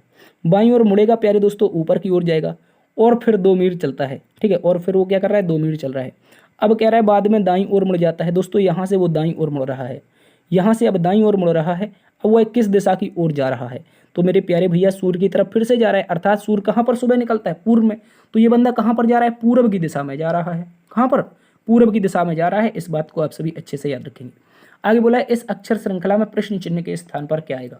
मेरे प्यारे साथियों अच्छे से देखेंगे। डी 4 पर होता है, एफ हमारा कितने पर, 6 पर होता है, आई 9 पर होता है, एम 13 पर होता है, आर 18 पर होता है। तो अगला क्या होगा, देखो गौर से समझो मेरे प्यारे दोस्तों। यहाँ पर आपका 2 जोड़ा है, आगे की तरफ देखोगे 3 जोड़ा है। आगे प्यारे दोस्त नहीं नहीं नहीं, हाँ देखो 4 2 6 6 3 9, हाँ ठीक है सही है। और 9 4 13, 13 और 5 प्यारे दोस्तों 18, 18 और 6 प्यारे दोस्तों 24। अब आप कहोगे सर 24 पर क्या होता है, 24 पर अंग्रेजी वर्णमाला में एक्स आता है। हाँ वही एक्स जो आपका पिछले जन्म में काट के चली गई थी। ठीक है, याद रखेंगे। यहाँ पर एक्स आपके प्रश्न का सटीक जवाब हो जाएगा। आप सभी इस प्रश्न को अच्छे से याद रखेंगे। ऑप्शन नंबर डी इसका सही उत्तर है। क्वेश्चन मार्क के स्थान पर क्या आएगा, तो आप कहोगे सर एक्स आ जाएगी। बस अब याद ना दिलाओ ज़्यादा, आगे आ जाओ। कह रहा है अंग्रेजी वर्णमाला में दाईं ओर से 16वें अक्षर के बाईं ओर 8वां अक्षर कौन सा होगा। तो सबसे पहले तो याद रखो आर फॉर राइट को दायां कहते हैं, लेफ्ट फॉर बायां कहते हैं। ठीक है, एल फॉर होता है लेफ्ट, लेफ्ट को बायां कहा जाता है, आर फॉर राइट, राइट को दायां कहा जाता है। तो अंग्रेजी वर्णमाला हम कैसे लिखते हैं, लेफ्ट टू राइट, इस तरह से लिखते हैं। उसने बोला है राइट यानी दाईं से 16वें ओर के बाईं ओर, दाईं से 16वें अक्षर के बाईं ओर 8वां, यानी कि लेफ्ट में 8 कौन सा हो जाएगा ये बताना है। तो मेरे प्यारे दोस्तों आप देखिए, हमने आपको बताया था जब भी आपका राइट राइट आए या फिर लेफ्ट लेफ्ट आए, दोनों में क्या करना है, घटाना है। अगर ये अपोजिट आ जाए जैसे राइट लेफ्ट और लेफ्ट राइट, तो क्या करना है, इनको जोड़ देना है। पहले को पकड़ के क्या कर देना है, इन पहले को पकड़ के इनको जोड़ देना है। तो पहला वाला कौन है, राइट है, तो हमने राइट को पकड़ा, प्यारे दोस्तों जोड़ दिया, 16 8 24। अब कह रहा है आप लोगों से यहाँ से बताओ कि 24 पर कौन होगा। बताओ मेरे प्यारे दोस्तों। आप कहोगे सर यहाँ से 24 पर अगर देखें तो हमारा देखो ए के बाद क्या होगा, ए के बाद क्या होगा, बी होगा, बी के बाद क्या होगा, सी। अगर हम यहाँ से गिनना शुरू करें तो भैया 24, 24 के बाद में 25, 25 के बाद में 26। ये ऐसा ही तो होता है क्योंकि ए का अपोजिट जेड, ये दोनों के दोनों जेड 26 पर, तो ए भी 26 पर अगर अपोजिट देखा जाए तो आप कहोगे हाँ सर। तो 24 पर क्या होगा, 24 पर होता है एक्स, एक्स का अपोजिट क्या हो जाता है, सी होता है। तो 24 पर अगर एक्स होता है, एक्स का अपोजिट सी होता है, प्रश्न का उत्तर सी हो जाएगा। खत्म बात। ऐसा ही तो करना है। देखो मेरी बात को समझो, अगर यहाँ पे राइट से 24 आया है, आप बेसिक करिए, जो टीचर बहुत सारे बताते हैं उसको करिए। जो राइट से 24 आया है इसको मैं लेफ्ट में कन्वर्ट करना है। अगर हम लेफ्ट में कन्वर्ट करेंगे तो 27 में से हम क्या करेंगे, इस 24 को घटा देंगे, तो लेफ्ट से हमारा क्या आ जाएगा, 3 आ जाएगा। अब अंग्रेजी वर्णमाला में लेफ्ट से तीसरा कौन है, तो आप बोलोगे सी है, बस वही सी इसका सही उत्तर है। इस बात को याद रखेंगे। आगे आ जाओ मेरे प्यारे दोस्तों, आगे बताइए। एक तरफ वक्तव्य है, दूसरी तरफ आपको पूर्वानुमान दिए गए हैं, पढ़िए इसका और उत्तर बताइए। कहा गया है राजनीतिज्ञ लोग, एक मिनट, क्या बोला है, राजनीतिज्ञ लोगों के मतों से धनवान बन जाते हैं। मेरे प्यारे दोस्तों कहा गया है कि जो राजनीतिज्ञ होते हैं वो लोगों के मतों से क्या बन जाते हैं, धनवान। तो कह रहा है लोग राजनीतिज्ञों को धनवान बनाने के लिए मत देते हैं, ऐसा कहीं कथन में है, नहीं है, तो हम पूर्वानुमान नहीं लगा सकते हैं। लोग ऐसा थोड़ी है ना कि राजनीतिज्ञों को धनवान बनाने के लिए वोट देते हैं, वो तो एक अच्छा लोकतंत्र बनाने के लिए वोट देते हैं। जैसे अभी उत्तर प्रदेश में क्या हुआ कि वैसे तो दबदबा 2 पंचवर्षीय योजनाओं से लोकसभा में किसका था, बीजेपी का था, लेकिन इस समय राहुल गांधी और उनके अखिलेश यादव के द्वारा कई 43 सीटें मिलकर के जीत ली गई, जिससे बीजेपी की नींद हराम है। तो इसमें क्या हुआ, इसमें दोस्तों हम क्या करते हैं, अपने विकास के लिए वोट देते हैं, हम लोगों को धनवान बनाने के लिए वोट नहीं देते हैं। तो पहला पूर्वानुमान बिल्कुल गलत है। दूसरा कह रहा है राजनीतिज्ञ अपने गुणों से धनवान बनते हैं, भाई वो तो कह रहा है राजनीतिज्ञ लोगों के मतों से धनवान बनते हैं, तो गुणों से तो ऐसा कहा नहीं कथन में, तो ये भी गलत हो जाएगा। और जब दोनों गलत हैं तो हम क्या बोलेंगे, ना तो एक ना तो दो, दोनों ही अंतर्निहित नहीं है, इस बात को याद रखेंगे। ऑप्शन नंबर डी प्यारे दोस्तों इसका सही उत्तर हो जाएगा, इस बात को याद रखेंगे। चलिए आगे आ जाइए। अब दोस्तों आ चुका है आपका, इसको बोलते हैं हम क्या बोलते हैं, मेंटल एप्टीट्यूड, नहीं यहाँ पर हाँ मेंटल एप्टीट्यूड होता है, ठीक है, इंग्लिश थोड़ा मेरा वीक है। कह रहा है मेंटल एप्टीट्यूड यानी कि मानसिक अभिरुचि। प्यारे दोस्तों बोला गया है प्रत्येक पुलिस थाने में निम्न में से कौन सा अधिकारी नहीं पाया जाता है, बताओ। जब आप पुलिस वाले बन जाओगे तो ऐसे प्रश्न आपको याद रखने होंगे, लेकिन परीक्षा से पहले ही कुछ पूछता है मानसिक अभिरुचि, तो बताइए। आप कहोगे सर चपरासी अधिकारी होता है कोई पुलिस स्टेशन में, नहीं होता है, बस यही इसका सही उत्तर है। कौन सा अधिकारी नहीं पाया जाता है, तो चपरासी नाम का कोई अधिकारी नहीं होता है पुलिस स्टेशन में। आरक्षी यानी कि प्यारे दोस्तों हमारा कांस्टेबल की बात कर रहा है, किसकी बात कर रहा है, कांस्टेबल की बात कर रहा है, ठीक है। दीवान की बात कर रहा है, दीवान भी होता है। उप निरीक्षक यानी एसआई भी होता है, ठीक है, इस बात को याद रखेंगे। तो हम कह सकते हैं चपरासी नाम का कोई अधिकारी नहीं होता है। आगे बोला पुलिस प्रवेश परीक्षा लेने का मुख्य उद्देश्य बताइए। पुलिस प्रवेश परीक्षा लेने का मुख्य उद्देश्य, बहुत इंपॉर्टेंट क्वेश्चन है, जल्दी से बताएंगे। बताओ पुलिस प्रवेश परीक्षा लेने का मुख्य उद्देश्य क्या होता है भैया, आपके ज्ञान स्तर को जांचना, नहीं, ये तो होता ही है, लेकिन जो मुख्य उद्देश्य होता है उसने ये पूछा है, मुख्य उद्देश्य होता है पुलिस कार्यों की जो प्रति रुचि होती है, इसको पुलिस परीक्षा लेने के लिए हमारा मुख्य उद्देश्य होता है, इस बात को याद रखेंगे। आगे आ जाओ। कहा गया है कानून व्यवस्था बनाए रखने के लिए पुलिस द्वारा निम्न में से कौन से कार्य करने चाहिए। सड़कों पर गश्त लगाना चाहिए, हाँ भाई लगाना चाहिए। उत्सवों में मार्ग रक्षा करनी चाहिए, जो मेला होते हैं, जो आपके उर्स वगैरह निकाले जाते हैं, ठीक है, ये इनमें क्या करती है, पुलिस रक्षा करती है। यातायात नियंत्रण कर्तव्य है, ये भी पुलिस का ही काम है। तो हम कह सकते हैं सर ये सभी काम अगर पुलिस करती है तो हमारी जो कानून व्यवस्था है वो हमारी सही रहेगी, ठीक है, इस बात को याद रखेंगे। आगे आ जाइए। कहा गया वरिष्ठ पुलिस अधिकारियों को अपने अधीनस्थों के बीच में क्या संदेश पहुंचाना चाहिए।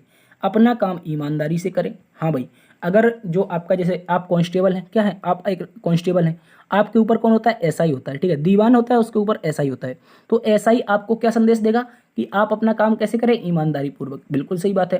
कह रहा है ऐसा कोई कार्य न करें जिसमें किसी भी को विभाग पर उंगली उठाने का मौका मिले, यानी कि आप ऐसा कोई कार्य ना करें जिससे आपके विभाग पर कोई उंगली उठा सके। तो इस तरह से दूसरा वाला भी हमारा सही हो जाएगा। और हम यहाँ पर कह सकते हैं ए और बी दोनों कार्य करने चाहिए, जिससे क्या होगा, जो अधीनस्थ होंगे उनके बीच में अच्छा संदेश पहुंचेगा। आगे आ जाइए। आगे बोला यदि किसी निश्चित कोड भाषा में पार्क को ये लिखा जाता है, शर्ट को ये लिखा जाता है, तो पंडित को ये लिखा जाता है, तो कह रहा है निसार का कोड क्या होगा। प्यारे दोस्तों गौर से देखना है, आप सभी को अच्छे से देखना है। एक तरफ है पार्क, ठीक है, एक अच्छे से याद रखेंगे, इसको लिखा जा रहा है 53-94, क्या लिखा जा रहा है 53 और 94। एक तरफ दूसरी तरफ क्या दिया है, शर्ट, SHI, उसके बाद में RT, इसको प्यारे दोस्तों लिखा जा रहा है 17,698, 17,698, इस बात को याद रखेंगे। एक तरफ दे रखा है पंडित, PAN, उसके बाद में D और आगे I और T, ये पंडित है, इसको लिखा जा रहा है 532, क्या लिखा जा रहा है 532 068, ठीक है। और हमें कोड किसका बताना है, आप कहोगे हमें कोड बताना है निसार का, किसका, NISHAR का, ठीक है, इस बात को याद रखेंगे आप सभी। तो बताइए प्यारे दोस्तों क्या हो जाएगा निसार का कोड, आप बता सकते हो। आप कहोगे हाँ, जो जिसके सामने है वही उसका कोड है। जैसे N के सामने क्या है, 2 है, तो 2 से शुरुआत होगी, सभी में हो रही है। उसके बाद I के सामने क्या है, 6 है, तो 26 से शुरुआत होगी। 26 से शुरुआत होगी तो ये भी गलत और ये भी गलत, दो ऑप्शन सी डी नाम के गलत हो गए। एस के सामने क्या है, एक है, तो एक आएगा, 261 आना चाहिए। क्या आना चाहिए प्यारे दोस्तों, 261, तो ये 266 वाला गलत है, ऑप्शन नंबर ए हमारा सही उत्तर है। और लास्ट में आ जाएगा 739। इस बात को आप सभी अच्छे से याद रखेंगे, ये हमारी कोडिंग होगी। आगे आ जाइए, कहा गया है पुरुष लड़के और फुटबॉल खिलाड़ी। प्यारे दोस्तों इनके बीच में जो आरेख होगा वो क्या होगा ये बताना है। तो देखो सबसे पहला जो आरेख बनाएंगे हम पुरुष का बनाएंगे, किसका, पुरुष का, यानी कि मेल का। मेल के अंतर्गत कौन आ जाएगा, जल्दी से बताओ। आप कहोगे मेल के अंतर्गत सर बॉय आ जाएंगे, क्या आ जाएंगे, बॉय, बॉय। तो इनमें से मुझे बताओ फुटबॉल खिलाड़ी कैसे आएंगे। आप कहोगे सर फुटबॉल खिलाड़ी दोनों को क्रॉस करते हुए। क्यों, क्योंकि कुछ मेल भी आपके फुटबॉल खेलते हैं, कुछ लड़के भी फुटबॉल खेलते हैं, इस तरह से ये हो जाएंगे दोनों। और इस तरफ ये फुटबॉल प्लेयर इस तरह से आ जाएंगे। क्यों, क्योंकि प्यारे दोस्तों लड़कियां भी तो फुटबॉल खेलती हैं, तो शेष भाग किसका, लड़कियों के लिए है। तो इस तरीके का आरेख आना चाहिए, दो सर्कल उसके बाद क्रॉस करता हुआ सर्कल। ऑप्शन नंबर ए में दे रखा है, कहाँ पर दे रखा है दोस्तों, ऑप्शन नंबर ए में दे रखा है। अगर आप गौर से देखेंगे ऐसा ही बिल्कुल एज इट इज ऑप्शन है, देख लो गौर से, अच्छे से देखो, यही ऑप्शन नंबर ए है। आगे आ जाइए, आगे बोला है नारी, माँ और डॉक्टर। प्यारे दोस्तों एक अच्छा सा क्वेश्चन है, इसको भी समझिए। कहा गया है नारी, माँ और डॉक्टर, क्या बना सकते हैं। तो सबसे पहले मेरी बात को समझना है। सबसे पहले आपका एक क्वेश्चन बनेगा वो लेडीज यानी कि नारी के लिए। नारी या महिला या फिर लेडीज एक ही बात होती है। तो लेडीज में ही क्या आते हैं प्यारे दोस्तों, याद रखेंगे माताएं आती हैं। कुछ लेडीज ऐसी होती हैं जो माता बन सकती हैं, तो आप कहोगे हाँ, तो कुछ माँ आ जाएंगी। उसके बाद डॉक्टर में क्या होगा, एज इट इज क्रॉस करता हुआ, क्योंकि कुछ लेडीज भी हो जाएंगी, कुछ माँ भी हो जाएंगी, और शेष भाग बचा हुआ जो डॉक्टर का होगा वो जेंट्स के लिए आ जाएगा। तो ऐसा आरेख कहाँ पर है, ये आरेख भी ऑप्शन नंबर हमें सी में दिया है। तो ये ऑप्शन नंबर सी इसका सही उत्तर हो जाएगा, इस बात को याद रखेंगे। अब दोस्तों आप आ जाइए 82 नंबर प्रश्न। 82 नंबर प्रश्न एक मोस्ट इंपोर्टेंट क्वेश्चन है, और यहाँ से अब हम शुरू करने वाले हैं मैथ। ठीक है, मैथ हम लोग मैथ से शुरू करने वाले हैं। आप लोग चाहो तो पानी पी सकते हो। चलिए बताइए इस प्रश्न का उत्तर क्या होगा। देखिए दोस्तों प्रश्न में कहा गया है कि यदि x ने 30% अंक प्राप्त किए, वह 15 अंकों से अनुत्तीर्ण हो गया। यानी कि जो x नाम का बंदा था वो 30% अंक प्राप्त कर रहा है, लेकिन फिर भी वो क्या कर रहा है, 15 अंकों से फेल हो जा रहा है। उसी प्रकार कहा गया है जो y नाम का बंदा है ये 40% सर अंक प्राप्त करता है। कितने, 40%। और कह रहा है उत्तीर्णांक से 35 अंक अधिक प्राप्त करता है। यानी कि जितने चाहिए थे पास होने के लिए उससे कितने, 35 अधिक प्राप्त कर लिए। तो अब मुझे ये बताओ प्यारे दोस्तों कि उत्तीर्ण होने के लिए आवश्यक अंक क्या हैं। प्यारे दोस्तों आवश्यक अंक कितने हैं, तो आप देखो सबसे पहले इन दोनों के बीच का गैप कितना है, यानी अंतर। यानी कि हम कर सकते हैं y माइनस का x। तो आप कहोगे 40 माइनस में क्या हो जाएगा दोस्तों, 30 हो जाएगा। ठीक है, और बाहर क्या हो जाएगा, परसेंटेज हो जाएगा। इसके अलावा यहाँ पर क्या कर सकते हैं, 35, और 35 माइनस में माइनस का 15। ठीक है, इस तरह से। तो आप देखोगे सर 10% बराबर कितना हो जाएगा, यहाँ पे 50 हो जाएगा, क्योंकि माइनस माइनस प्लस हो जाएगा, 35 15 50। तो आप निकालोगे 1% का मान, कितने का प्यारे दोस्तों, 1% का मान। तो 1% का मान कितना हो जाएगा, आप कहोगे 1% का मान 5 है। तो प्यारे दोस्तों मुझे बताओ यहाँ से बताओ एक बात, क्या बात है सर, बात यह है कि 30% का मान कितना होगा।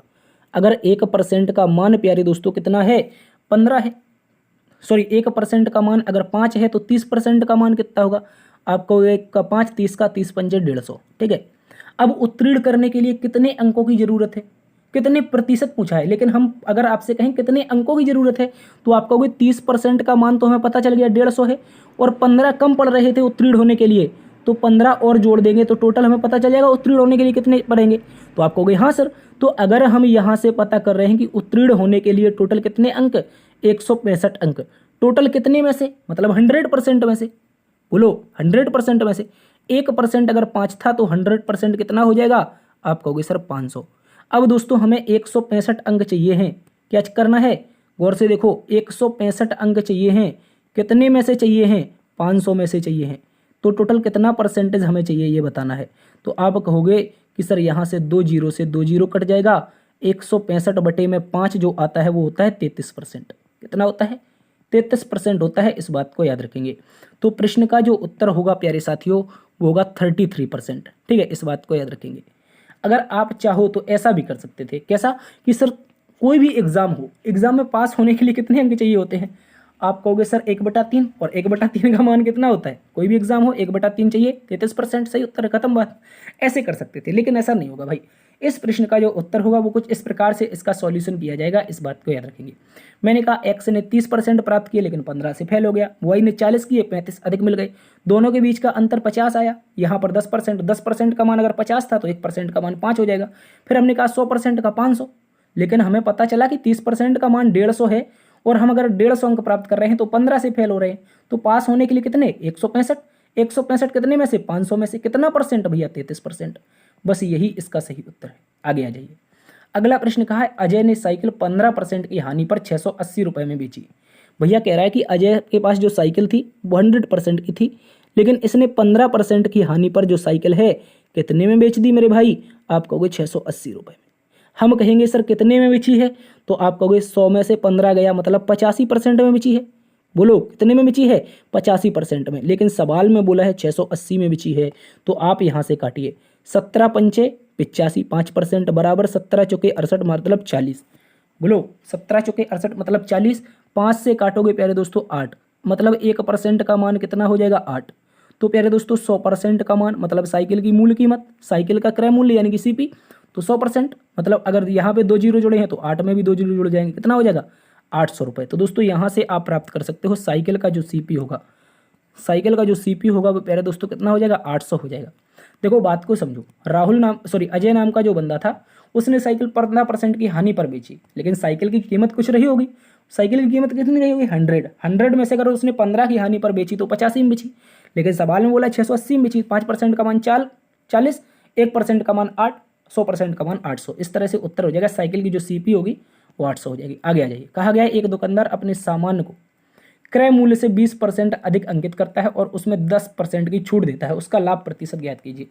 प्यारे दोस्तों आप कहोगे सर ये बार बार ऐसा क्यों कर रहा है, 20% ज़्यादा कर दे रहा है फिर छूट दे रहा है, सीधा बेच दे भैया, या तो बढ़ा के ही बेच दे या घटा के बेच दे, सवाल में काहे परेशान कर रहा है। ऐसे ही सवाल दोस्तों पूछे जाते हैं, परेशान बिल्कुल नहीं होना है, आसान क्वेश्चन है। कैसे आसान है? आप कहोगे सर आपके लिए तो आसान है, यहाँ पर पसीना निकल रहा है। गौर से देखो, सबसे पहले हम कहेंगे सीपी, उसके बाद उसने कुछ बढ़ाया मतलब एमआरपी कुछ प्रिंट किया, और उसके बाद उसने फिर एसपी मतलब बेचा। ठीक है, इस बात को याद रखेंगे। अब दोस्तों उसने कहा है कि आपके पास सीपी तो हमेशा 100% होता है, बोलो 100% होता है, लेकिन कह रहा है 20% बढ़ा दिया, 20% मतलब 120%। अब वो कह रहा है उस पर 10% की भी छूट दे दी अंकित मूल्य पर, कह रहा है अंकित मूल्य पर, यानी कि जो एमआरपी है इस पर 20% की छूट दी है। एमआरपी कितना है हमारे पास 120, 10% की दी है, तो इसका 10% कितना निकालोगे, बटे में 100 लगाओगे, 2 जीरो से 2 जीरो कट जाएंगे, मतलब 12 की छूट दी है कितने में 120 में। तो वस्तु कितने में बेची होगी, आप कहोगे 108% में। तो 100 से कितनी अधिक में बिची प्यारे दोस्तों, 8% अधिक में बिची, 8% अधिक में बिची, तो यही इसका लाभ प्रतिशत है, इस बात को याद रखेंगे। जल्दी से बताओ समझ में आया मेरे प्यारे दोस्तों? देखो यहाँ पर एक तरफ तो सीपी 100% होता है, दुकानदार ने क्या किया, जो क्रय मूल्य था जो उसका सीपी था उस पर 20 बढ़ा दिया, मतलब 120 कर दिया। 120 करने के बाद उसने कहा, उस्ताद बना, उसने कहा हम 10% की तुम्हें छूट दे रहे भैया, 10% की छूट तो दे दी उसने, कितने की 10% की। अब 10% कितना होता है 120 का, मतलब 12 की छूट, मतलब 8 की छूट यहाँ पर। तो बेचे कितने में, खरीदा तो 100 में था, 120 में से 12 कम करके 108 में बेच दिया, फिर भी कितना ज़्यादा बेचा 8%। बस इतना याद रखना है। आगे आ जाओ। कहा गया साधारण ब्याज पर 925 रुपये, क्या कह रहा है, साधारण ब्याज पर 925 रुपये का 5 वर्ष में मिश्र धन जो है वो प्यारे दोस्तों 1110 रुपये है। तो कह रहा है किस दर पर है ये बताना है।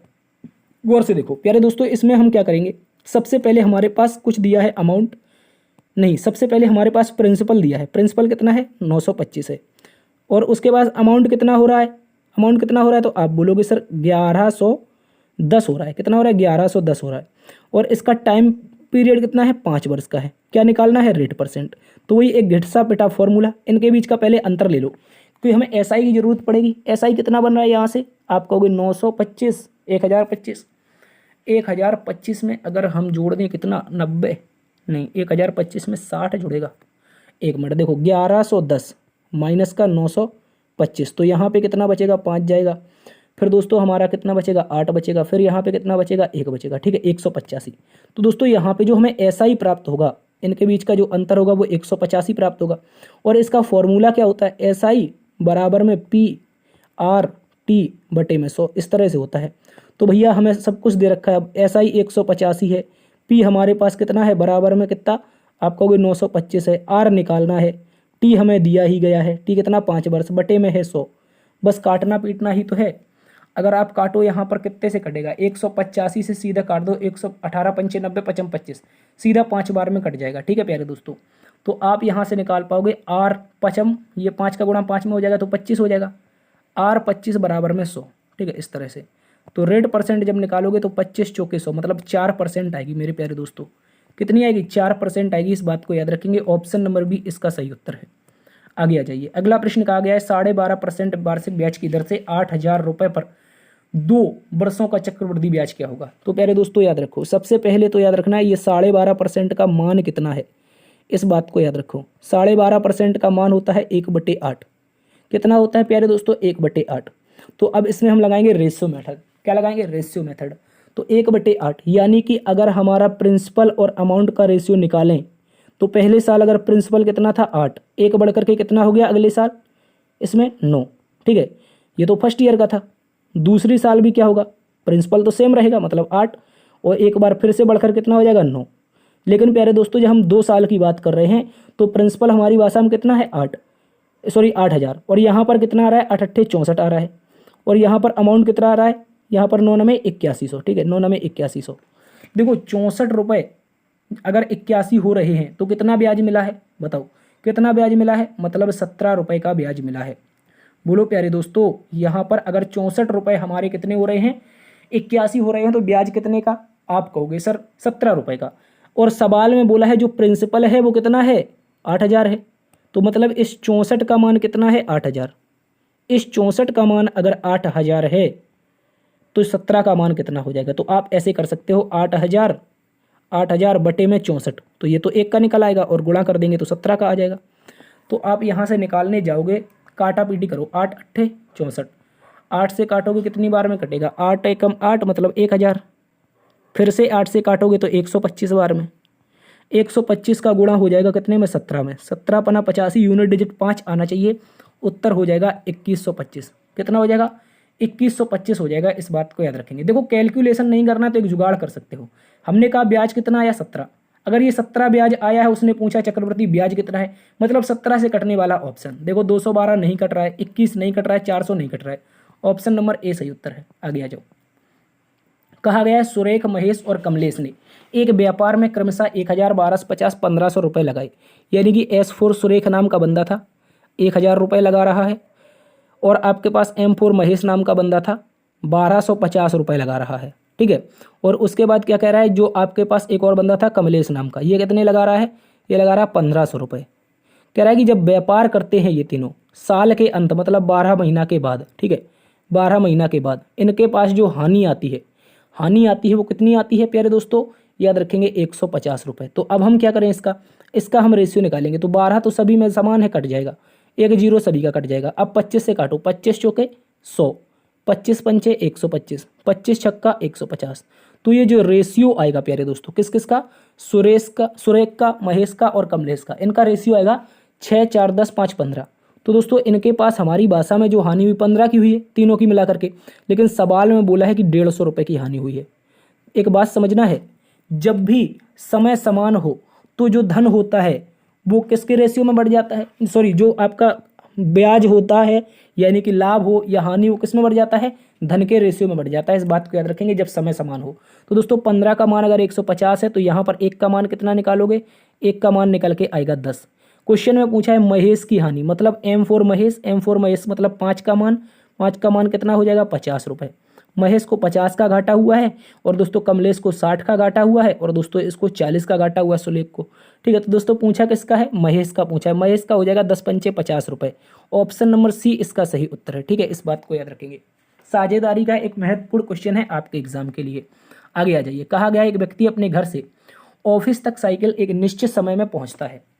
कह रहा है ऑफिस तक साइकिल द्वारा एक निश्चित समय में पहुंचता है। यदि वह 10 किलोमीटर प्रति घंटा की चाल से साइकिल चलाता है तो 4 मिनट बचाता है, परंतु जब वह 8 किलोमीटर प्रति घंटा की चाल से साइकिल चलाता है तो उसे 5 मिनट की अधिक आवश्यकता होती है। उसके घर और ऑफिस के बीच की दूरी क्या है। भाई चुटकियों में उड़ा देंगे सवाल को, भागना नहीं है, भागो मत। देखो चुटकियों में कैसे उड़ता है इसको देखो, बहुत इंपॉर्टेंट क्वेश्चन है, कई बार बच्चे इसमें कंफ्यूज हो जाते हैं। दोस्तों कहा गया है एक व्यक्ति अपने घर से ऑफिस के बीच की साइकिल चलाता है, यानी कि मान लेते हैं यहाँ पर घर है, यहाँ पर ऑफिस है, इसके बीच की एक निश्चित दूरी है। जब वो बंदा जा रहा है किसके कितने की स्पीड से, प्यारे दोस्तों याद रखेंगे, जब वो घर से ऑफिस जा रहा है कितने की स्पीड से जा रहा है, तो बोलेंगे 10 किलोमीटर की, लेकिन उसके पास समय कितना है, 4 मिनट एक्स्ट्रा है। कितना है, 4 मिनट एक्स्ट्रा। जब वो ऑफिस से वापस घर आ रहा है तो या इसके पास कितना है, 8 किलोमीटर की स्पीड है प्रति घंटा की, लेकिन 5 मिनट इसके कम पड़ गए, मतलब यहाँ पर 5 मिनट की और ज़रूरत है। ठीक है, 5 मिनट कम पड़ गए तो 5 मिनट की और ज़रूरत है। तो आप कहोगे प्यारे दोस्तों इसके लिए एक फॉर्मूला है। फॉर्मूला क्या है, दूरी बराबर एक फॉर्मूला लगाते हैं, मतलब स्पीड 1 मल्टीप्लाई स्पीड 2 बटे में स्पीड 1 माइनस स्पीड 2 बराबर में मल्टीप्लाई में क्या हो जाता है, यहाँ पर समयांतर, समय का अंतर। ठीक है, पहली चाल गुणा दूसरी चाल बटे में क्या हो जाता है, पहली चाल माइनस दूसरी चाल गुणा में समय का अंतर। तो दोस्तों पहली बार में उसे 4 मिनट अधिक समय लग रहा था, दूसरी बार में 5 मिनट कम लग रहे हैं, तो इनके बीच का अंतर कितना है। तो आप कहोगे अगर घटाने जाओगे 5 4 9, ठीक है, अंतर 9 का हो रहा है। तो पहली स्पीड कितनी है मेरे प्यारे दोस्तों, आप कहोगे 10 किलोमीटर, दूसरी स्पीड कितनी है 8 किलोमीटर। इनके बीच में क्या है दोस्तों, दोनों का अंतर 8 और 10 का अंतर, तो कितना बचेगा 2। इनके बीच में अब दोस्तों समय कितना लग रहा है, तो आप कहोगे 9। बोलो समय का अंतर कितना है, समय अंतर 9 है, 9 मिनट है, चूंकि ये मिनट है तो इसको 60 से भाग लगा के क्या लगा देंगे, घंटा बना लेंगे। तो अब यहाँ से काटो, आप काटोगे कितनी बार में कटेगा, बोलो। काटने जाओगे तो 10 छक्के 60, ठीक है, और यहाँ पर क्या हो जाएगा 2 चौके 8, और यहाँ से आप काटोगे द्वितीया नहीं 3 से काटो, 3 दूनी 6, 3 तिरका 9, ठीक है, और 2 से काटो 2 दूनी 4। अब 2 बचा है 3 बचा है, आप कहोगे 2 गुणा 3 बराबर में 6। ये 6 क्या आया है, 6 किलोमीटर प्रति घंटा, 6 किलोमीटर इसके बीच की डिस्टेंस है। क्या है, इनके बीच की जो टोटल दूरी है, दूरी ही तो पूछी थी, दूरी का फॉर्मूला लगाया तो 6 किलोमीटर आ जाएगी। बहुत इंपॉर्टेंट है, अच्छे से याद रखना है भाई, आसान है। दोनों के बीच का अंतर देखो, एक बार बढ़ रहा है एक बार घट रहा है, तो दोनों को जोड़ देना, बस कुछ नहीं करना। पहली बार में 4 मिनट बढ़ा, दूसरी बार में 5 मिनट घटाओ, तो दोनों को जोड़ा तो अंतर हो गया 9। ठीक है, पहली स्पीड 10 थी, दूसरी स्पीड 8 थी, दोनों का गुणा करो, दोनों का नीचे घटाना करो, बीच में समय अंतर का गुणा कर दो, बस काटना है। 6 किलोमीटर आ जाएगा इसका सही उत्तर, जो कि हमें दिया गया है ऑप्शन नंबर ए में। उम्मीद है आप इसको समझे होंगे। चलिए अगले प्रश्न में आ जाइए। अगला प्रश्न एक मोस्ट इंपोर्टेंट क्वेश्चन है। कहा गया है ए किसी कार्य को 18 दिन में पूरा करता है, बी उसे 15 दिन में पूरा करता है, और कह रहा है बी 10 दिन कार्य करके चला जाता है, तो बचा हुआ कार्य ए कितने दिनों में पूरा करेगा। चलिए देखते हैं। तो ए नाम का बंदा है, कितने दिन में कर रहा है, 18 दिन में कर रहा है। बी नाम का बंदा है, कितने दिन में कर रहा है, तो आप कहोगे सर 15 दिन में। दोनों के बीच का एलसीएम कितना हो जाएगा, 18 10 180, 90 हो जाएगा। आप कहोगे हाँ सर, 18 पंचे 90 और 15 छक्के 90। तो ए की जो क्षमता आई 5 है, बी की जो क्षमता आई वो 6 है। आप यहाँ से निकाल पाओगे, बी ने कह रहा है कि 10 दिनों तक कार्य करा है और चला गया है, मतलब बी की क्षमता अगर 6 है, ये 10 दिनों तक कार्य करेगा तो कुल कितना कार्य कर लेगा। आप कहोगे 10 छक्के 60 सर कार्य कर लेगा। अब टोटल कार्य हमारे पास 90 था, अब अगर 60 बी करके चला गया है तो बचा कितना, 30 कार्य। करना किसको है, ए को करना है। कितने दिन में कर पाएगा, 5 छक्के 30 दिन, अर्थात 6 दिन। ठीक है, याद रखेंगे 5 छक्के 30, तो 6 दिन में कर लेगा ये बंदा। कौन बंदा, ए नाम का लड़का। ए नाम का लड़का बचा हुआ कार्य अकेले कितने समय में करेगा, अर्थात 6 दिन में करेगा। ऑप्शन नंबर ए प्यारे दोस्तों इसका सही उत्तर है। एक और टाइम एंड वर्क का मोस्ट इंपोर्टेंट क्वेश्चन है। इस प्रश्न को अगर आप देखोगे तो हिल जाओगे। ठीक है, इस बात को याद रखेंगे, थोड़ा मजाक वाली बात है। ठीक है, हिलोगे तो नहीं, ये अच्छा क्वेश्चन है। देखो कहा गया है ए नाम का बंदा, ए नाम का बंदा है किसी कार्य को 20 दिन में पूरा करता है, बी नाम का बंदा उसी कार्य को 30 दिन में पूरा करता है।